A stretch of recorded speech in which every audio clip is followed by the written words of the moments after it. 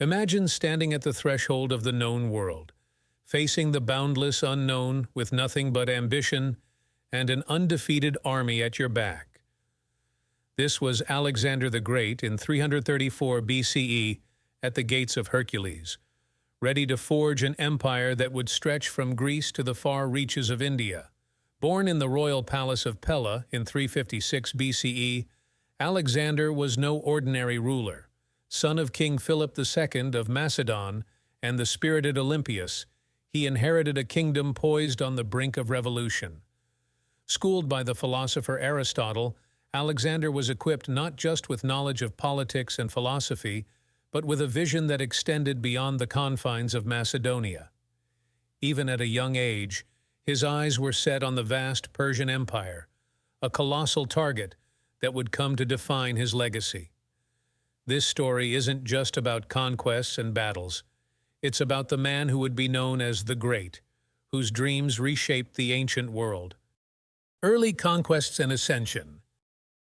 When Alexander the Great ascended to the throne in 336 BCE, the air was thick with tension and anticipation. His father, Philip II, had left behind a legacy of military innovation and diplomatic prowess, having forged the Macedonian phalanx, a formidable infantry formation that would become the backbone of Alexander's conquests. Under Philip, Macedonia had emerged as the preeminent power of the Greek world, having subdued the fractious city-states through the Corinthian League. Alexander, inheriting this consolidated realm, was not just stepping into the shoes of a king, he was assuming the mantle of a predetermined conqueror. However, the road to uncontested rule was not without its obstacles.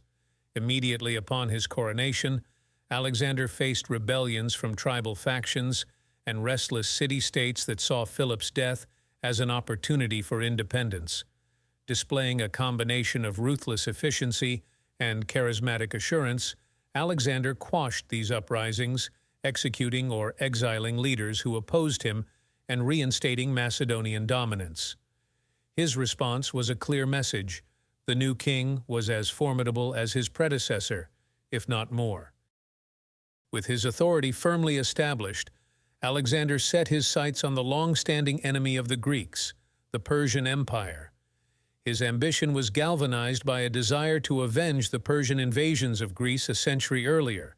But first, he secured his position in Greece. At the Battle of Chaeronea, a young Alexander had already displayed his military prowess, contributing significantly to the Greek victory over the Thebans and Athenians. Now, as king, he sought to ensure that Greece would remain his ally, or at least remain subdued. He used both diplomacy and force to secure the allegiance of the Greek city-states, leaving Antipater as regent to oversee Macedonia and Greece as he prepared for his campaign against Persia. In the spring of 334 BCE, with the Greek states pacified and an army of over 40,000 men assembled, Alexander crossed the Hellespont into Asia Minor. This was the beginning of his legendary conquests, marking not just a military campaign but a personal odyssey that would see Alexander transformed from a king to a deity in the eyes of many. His leadership style, marked by personal bravery and strategic brilliance, endeared him to his troops and terrified his adversaries. This initial phase of his reign not only solidified his power, but set the stage for the epic scale of his ambitions. Alexander was not merely on a quest for territory, he was on a mission to change the world. The conquest of Persia. Alexander's campaign against the vast Persian Empire commenced with a symbolic gesture as he crossed the Hellespont, cutting through the Asian shore with his sword, an act emblematic of slicing through the Gordian knot of ancient prophecy. His first significant engagement with the Persian forces occurred at the Battle of Granicus. Against a sizable Persian army positioned to halt his advance, Alexander showcased his daring by leading the charge, plunging into the river and up the muddy bank where the Persians awaited. His audacity stunned both friend and foe, turning the tide in what was a fiercely contested battle. The victory at Granicus opened the gates of Asia Minor to the Macedonians, a crucial first step in undermining Persian dominance.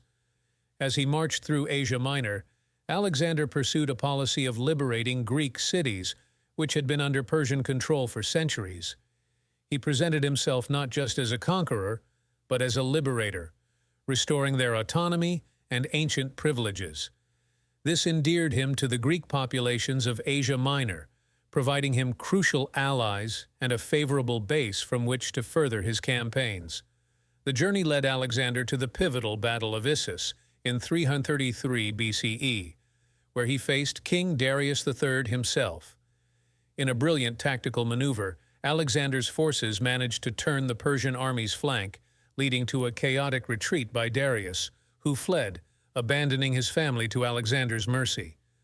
This victory was not only strategic, but also a significant psychological blow to the Persian morale. Yet it was the Battle of Gaugamela in 331 BCE that marked the zenith of Alexander's campaign. Despite being heavily outnumbered, Alexander employed a double envelopment tactic, a daring move that allowed his forces to surround and decimate the Persian army. Darius fled again, and this battle effectively ended Persian resistance and marked the disintegration of their empire. Alexander then marched unopposed into Babylon, Susa, and Persepolis, the ceremonial capital of Persia, where he famously allowed his troops to loot the city, though he saved the royal palace from destruction initially. These victories were not just military, but also significant cultural and political achievements. Alexander's approach to conquered territories was revolutionary. He adopted Persian dress and customs, married Roxana, a Bactrian princess, and encouraged his generals to marry Persian women, aiming to amalgamate Macedonian and Persian societies. His respect for local traditions and his strategy of integration rather than mere domination laid the groundwork for what would become a vast, multicultural empire under his rule. The quest for the ends of the world. Having decisively crushed the Persian Empire, Alexander's gaze turned further east towards the exotic lands of India, a region steeped in mystery and allure, described in Greek literature as the edge of the world. In 327 BCE, he embarked on what would be his most arduous campaign. Crossing the daunting Hindu Kush mountains with an army weary but invigorated by the promise of new conquests, Alexander's journey into India symbolized not only his insatiable thirst for conquest, but also his vision of a world empire that merged diverse cultures under his rule. Upon entering India, Alexander encountered fierce resistance unlike any he had faced before. The Battle of the Hydaspes River against King Porus, one of the most powerful Indian rulers, was particularly brutal. In a ferocious encounter during a violent thunderstorm, Alexander demonstrated his tactical genius by executing a risky night crossing of the swollen river. The battle was a testament to his military brilliance and the valor of his troops. Despite the fierce resistance, Alexander's admiration for Porus's bravery and leadership led him to not only spare his life but also to grant him a larger kingdom. This act of magnanimity towards Porus is often highlighted as a prime example of Alexander's strategy of forging alliances through respect and diplomacy rather than sheer subjugation.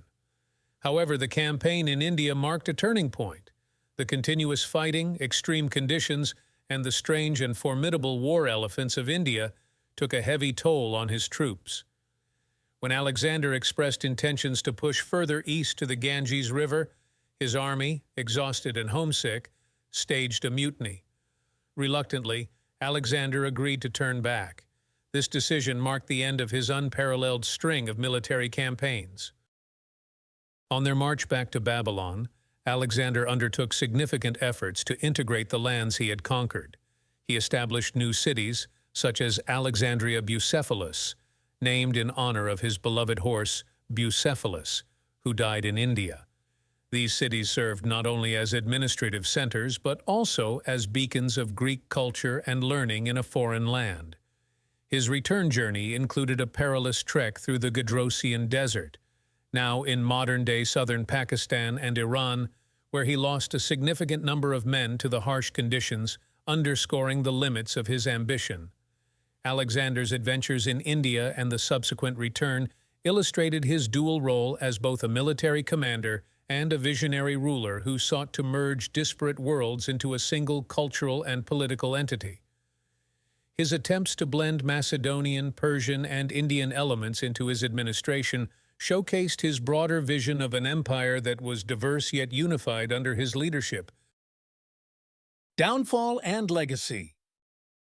Alexander the Great's return from India in 324 BCE was a turning point in his reign.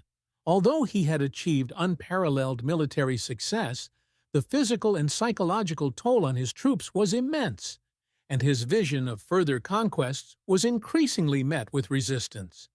The march through the Gedrosian Desert was disastrous, exacerbating tensions within his ranks and diminishing the morale of his army. Alexander's response to the mutiny and hardship was to push his men even harder, which led to further discontent. Upon returning to Babylon, Alexander focused on consolidating his vast empire and planning new campaigns, including an ambitious expedition to Arabia. However, his relentless pace and disregard for his own health began to show. In 323 BCE, after a prolonged banquet and drinking session, Alexander fell severely ill. The exact cause of his death remains a topic of speculation, with theories ranging from typhoid fever to poisoning. At just 32 years old, the man who had conquered lands from Greece to the borders of India died without designating a clear successor, leading to the immediate disintegration of the administrative structure he had created. Alexander's death prompted a power struggle among his generals, known as the Diadochi, who divided his empire in a series of conflicts that lasted for decades. The territories were split mainly between the Antigonid dynasty in Macedon, the Ptolemaic dynasty in Egypt, and the Seleucid dynasty in Persia. Each region saw the spread of Greek culture, language, and learning, deeply influencing local customs and governance, a period now known as the Hellenistic Age. Despite the fragmentation of his empire, Alexander's impact on the course of history was profound. His conquests facilitated the blending of Eastern and Western cultures, leading to significant advances in arts, science, and philosophy during the Hellenistic period. Cities like Alexandria in Egypt became centers of learning, housing the famous Library of Alexandria, which attracted scholars from all over the known world. Alexander's legacy also extends into the realm of military tactics. His strategies and formations are still studied in military academies around the world. Culturally, his legend has endured through millennia, inspiring countless tales of conquest and ambition. Alexander the Great remains a towering figure in history, not only for his military prowess, but for his ambitious vision of a unified empire, blending diverse peoples and cultures under his rule. His story is a testament to the incredible achievements one can reach through sheer will and the complexities inherent in maintaining such vast conquests. Conclusion. Alexander the Great's story is more than a tale of conquest. It's a study of ambition, vision, and the fleeting nature of power. His campaigns reshaped the ancient world, spreading Greek culture and ideas far beyond the Mediterranean, and fostering a new era of cultural and intellectual exchange, the Hellenistic Age. As we reflect on his legacy, we are left to ponder, what more could he have achieved had he lived longer? And how different might the world have looked if his empire had held together? Alexander's life challenges us to consider the impact of one individual's dreams on the course of history. Thanks for joining us on this historical adventure. If you liked the video, please give it a thumbs up and subscribe for more. Got a topic you're curious about? Leave your ideas in the comments. We might explore it in our next video. See you in the past.